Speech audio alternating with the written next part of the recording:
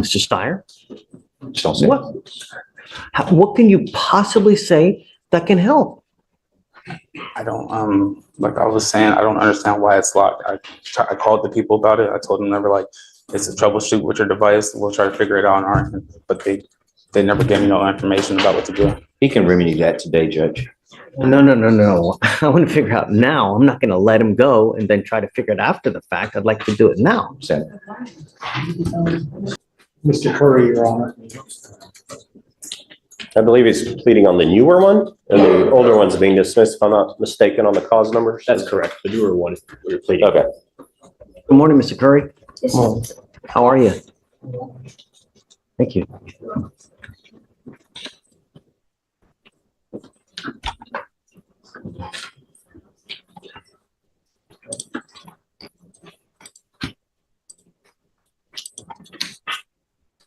How come you don't show up?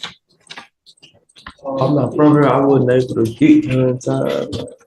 I didn't have I didn't know my way around good enough. I had lost my phone. I didn't have good enough transportation. Where are you from? Mississippi. Does he have a significant criminal history? Does he have what? Significant criminal history or kind of? I haven't. There is out of state. I don't know what you would call significant, Your Honor. I would call it medium. If you keep, when you show up to court, things happen. When you don't show up to court, you got to also understand that when you keep picking up theft cases, Mr. Curry, when you keep picking up theft cases, they're going to hit you with a felony because they can use this to enhance your punishment to a felony, and then you're looking at years instead of days. What did I just say?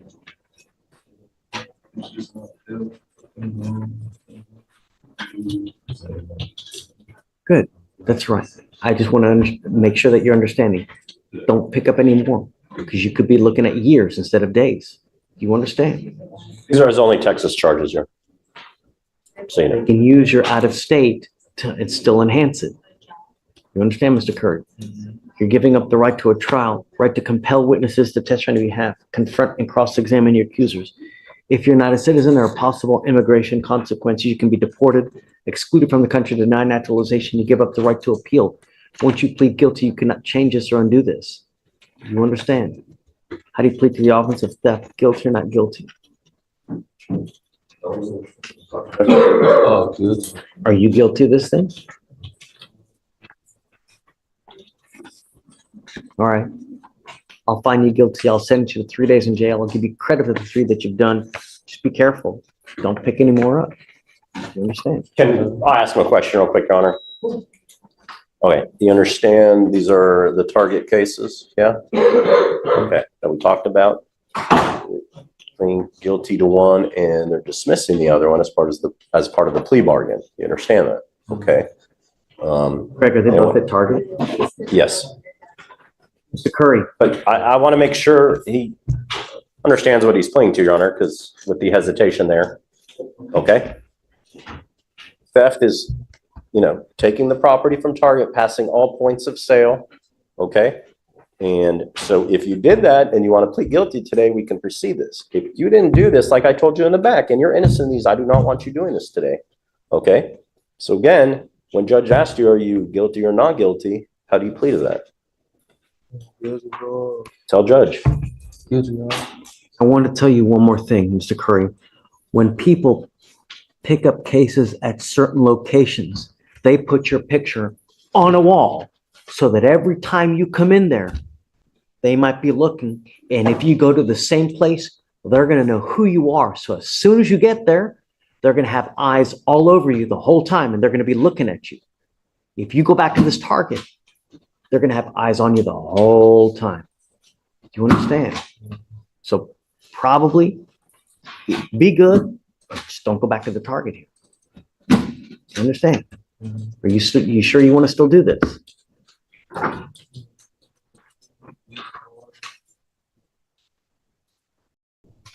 Are you guilty of the offense? Okay. Okay, great. All right. Thank you. Mr. Curry, good luck, man. All right, Mr. Curry, come on this way.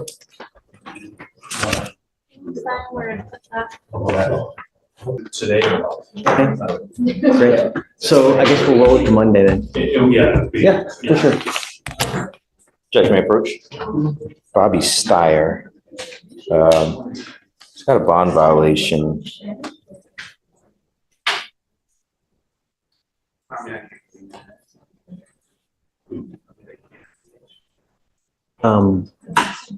Ready? Come up, Mr. Steyer.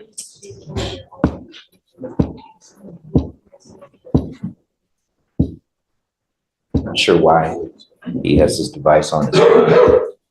My honor. I don't know, but a bond condition is a bond condition. And when you don't live up to the bond condition, there are consequences. Just like anything in life. When you have a criminal case, you have conditions that you have to live by. And when you don't, there are very serious consequences. Mr. Steyer, you're on bond for fleeing a police officer. So. The report is that your device is in lockout, and it's been in lockout since 10/24. Sir. Judge, can we address the need for this bond condition?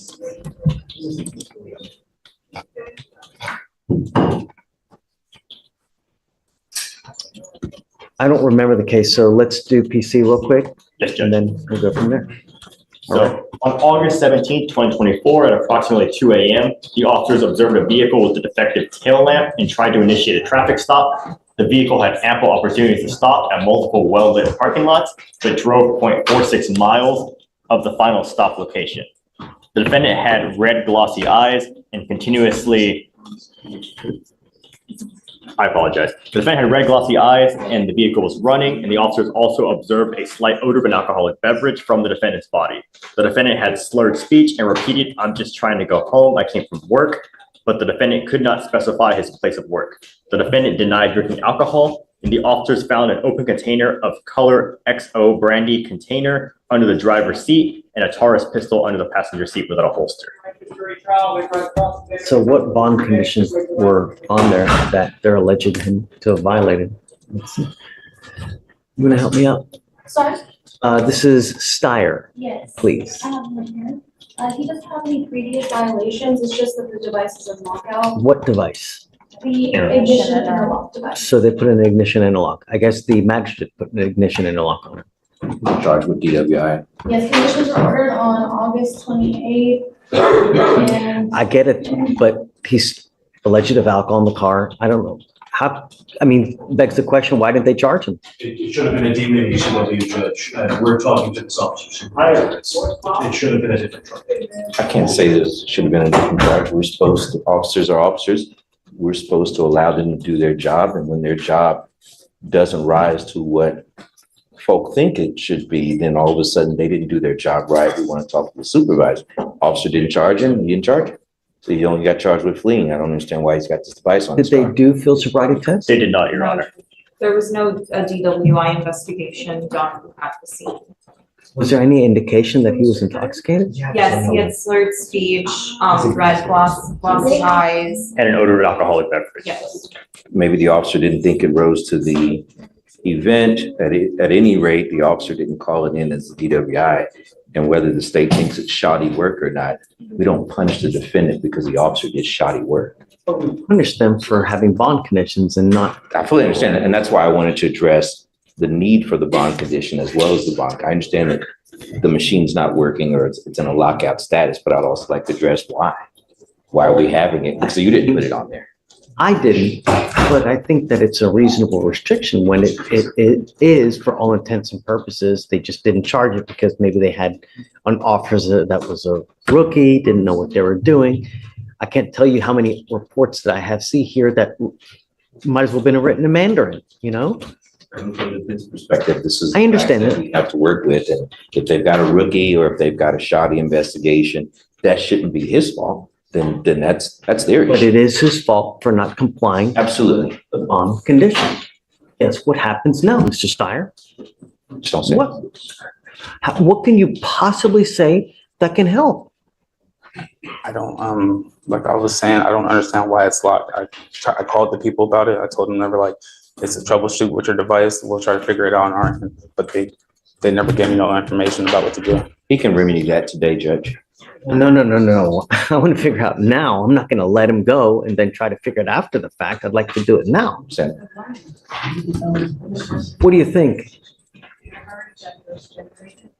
Do you know why it's in lockout? I don't, that's what I'm looking at right now. So, because for all of our other devices, we have been sent to them, but since we have a third party vendor for the addition interlock, I don't see anything on the 24th or past that until the email sent to the DVR. Would you mind looking into, please, as to why it's in lockout?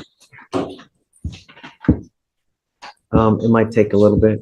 I And understand. have you take a seat in the jury box while we figure this out, and then maybe 5-10 minutes, we'll come back and we'll I see. understand. And then, From the defense perspective, we should still address the need of this. I mean, the officer is part of the state. He is part of the state's witnesses.